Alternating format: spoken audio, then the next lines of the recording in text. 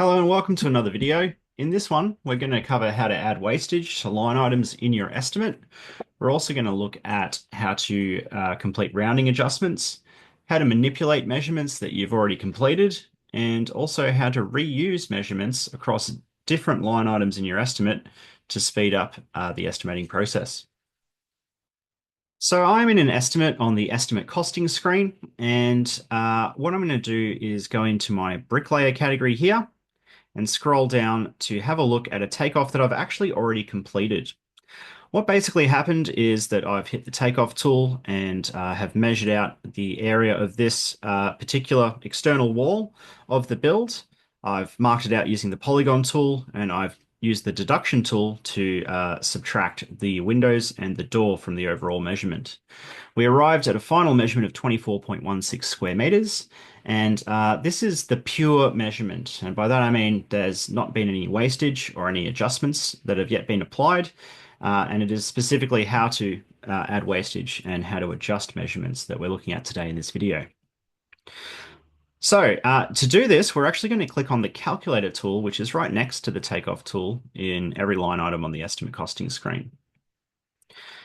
The first thing that I want to point out when I've loaded up the calculator is to point out that currently it's displaying M1.1 in this field here. And what that stands for, there is a little bit of confusion about what this means. And basically what it means is that this is the first measurement that we have completed in the first category on this measurements list. So M1, the one here stands for this bricklayer category, as it was the first category in which a takeoff was completed, and the point 1 stands for the first measurement within the first category. So just wanted to point that out.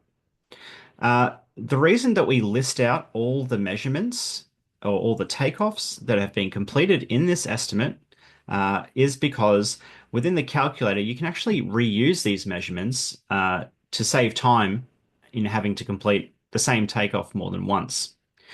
And by that, I mean that essentially we've measured the area of that brick wall. And for example, if we needed to paint those bricks, we could simply create a new line item called painting. And in order to populate the quantity field here, rather than do the takeoff again, we can just go into our calculator, find the equivalent takeoff, which is this one here, and just load it straight in. And you'll see that now we've basically reused that measurement from one item to the next. In the example of painting, I'd probably multiply it by 2 if I was doing 2 coats of paint, even by 3. But in this case, I'll just multiply it by 2, hit equals, and we can see that that updates the quantity box, depending upon what the use case is. Now to get back to our bricks, I'm going to open up the calculator again. And the reason I'm using this as an example is that this brick wall is an external brick wall. It's 2 bricks wide, so we're effectively now going to multiply it by 2. Also, what I want to do in order to cover myself is to add some wastage. So I'm going to add 15% wastage here.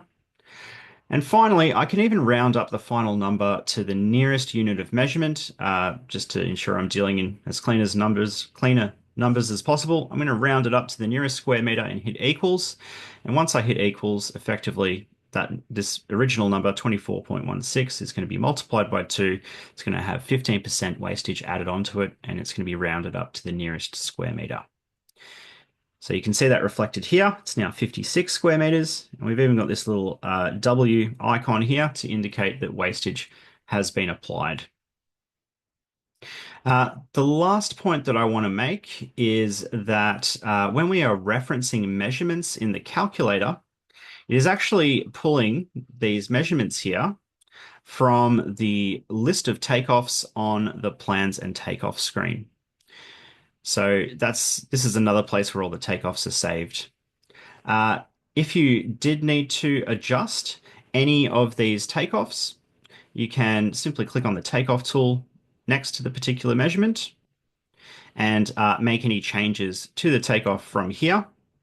Just be aware that any changes that you do make will feed into the line items on the estimate costing screen.